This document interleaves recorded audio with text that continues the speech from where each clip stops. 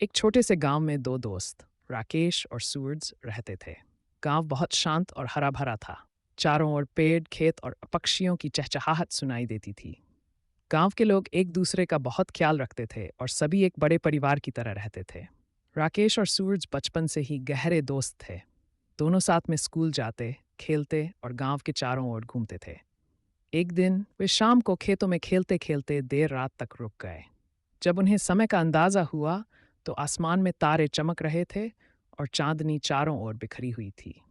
गांव की ओर लौटने का समय हो चुका था। गांव के रास्ते दिन में तो बहुत ही सुंदर दिखते थे, लेकिन रात के समय कुछ अलग ही रूप ले लेते थे। दोनों ने फैसला किया कि वे जल्दी से अपने अपने घर लौट जाएंगे। वे दोनों एक ही रास्ते पर चलने लगे। रास्ता खेतों के बीच से होकर गुजरता था और एक जगह पर एक पुराना पीपल का पेड़ खड़ा था। गांव में इस पेड़ के बारे में बहुत सारी कहानियां प्रचलित थीं। कहते हैं कि उस पेड़ के नीचे रात में रुकना शुभ नहीं माना जाता था। जैसे ही वे पेड़ के पास पहुंचे, सूरज ने राकेश से कहा, राकेश, क्या तुमने कभी इस पेड़ के बारे में सुनी हुई कहानियों पर यकीन किया है? राकेश हंसते हुए बोला, नहीं भाई, ये सब बड़ों की बनाई हुई बातें हैं। डरने की कोई ज़रूरत नहीं है। लेकिन सूरज कुछ चिंतित लग रहा था।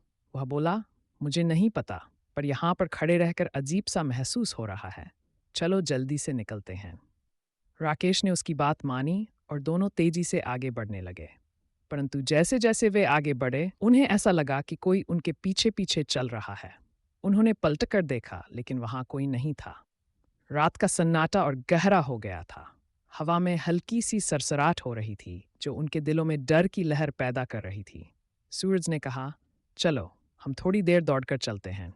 शायद इस तरह से जल्दी घर पहुंच जाएं।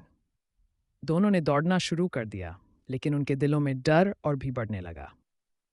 अचानक से सूरज ने देखा कि उसके पैर किसी चीज से उलझ गए हैं और वह गिरने वाला है।